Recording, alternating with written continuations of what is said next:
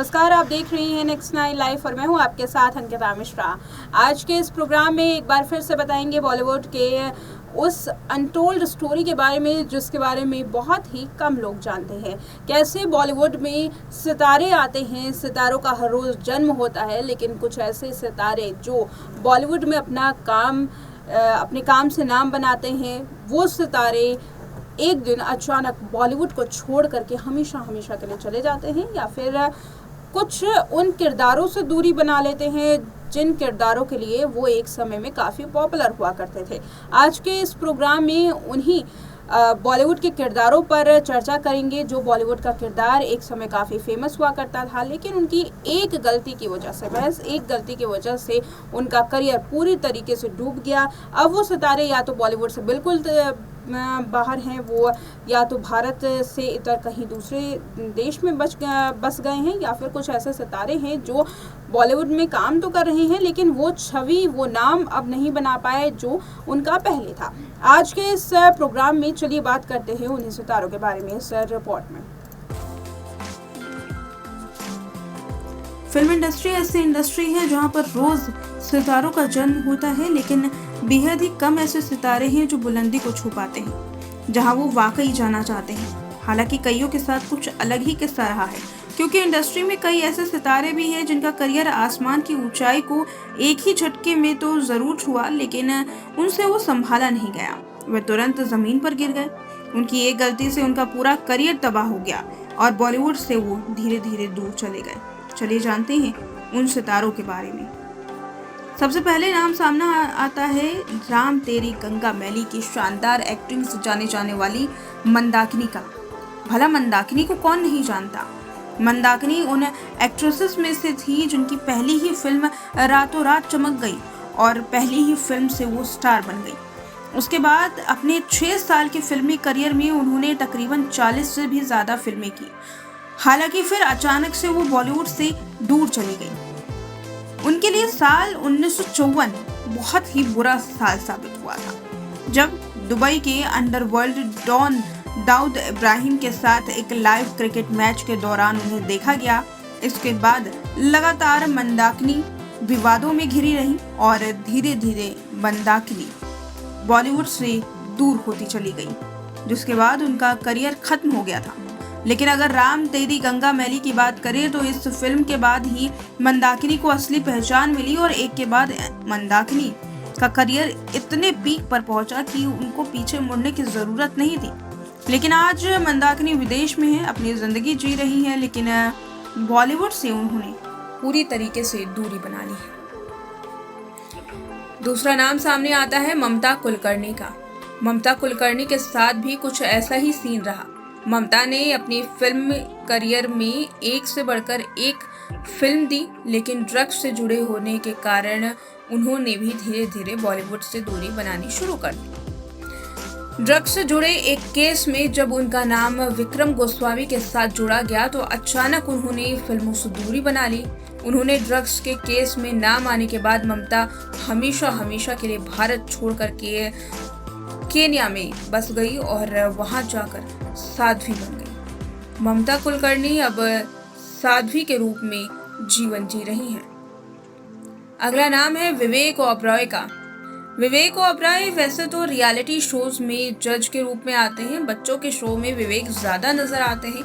कई फिल्मों में फिलहाल अभी वो नजर आ रहे हैं। OTT प्लेटफॉर्म्स पर भी उन्होंने डेब्यू कर दिया है। लेकिन अगर इनके करियर की बात करें तो विवेक ओबरॉय ने अपने करियर में एक के बाद एक हिट फिल्में दी हैं।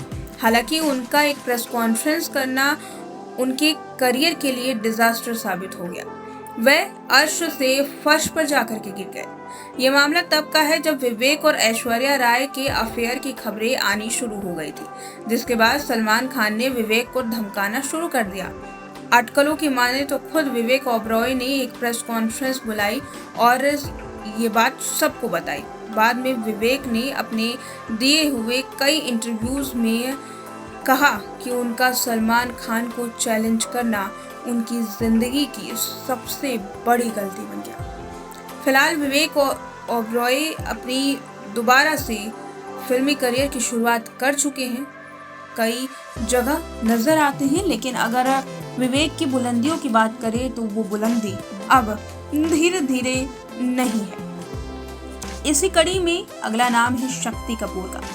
शक्ति कपूर ने अपनी करियर में कई हिट से हिट फिल्में दी। विलन के रूप में, एक कॉमेडियन के रूप में और एक हीरो के रूप में वो काफ़ी प्रसिद्ध रहे।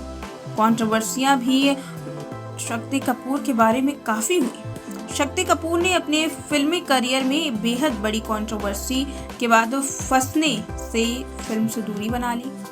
हालांकि बाद में एक लंबे ब्रेक के बाद वो फिर फिल्मों में आए तो ज़रूर, लेकिन उतने कामयाब नहीं हो पाए जैसे वे पहले हुआ करते थे।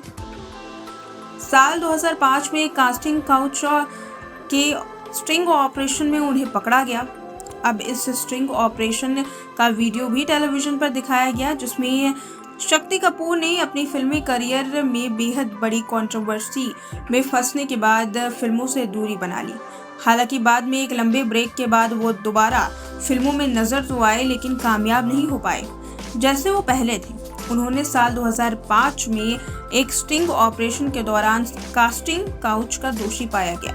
इस स्टिंग ऑपरेशन का वीडियो टेलीविजन पर भी दिखाया गया, जिसके बाद शक्ति कपूर का बरसों की मेहनत से बनाया गया करियर एक ही झटके में मिट्टी में मिल गया। भले ही इस ऑपरेशन को शक्ति कपूर ने अपनी तरफ से फेक बताया हो, लेकिन वह उनकी जिंदगी का सबसे बुरा फैसला था, जिसके बाद उन्हें कोई भी रोल नहीं मिला।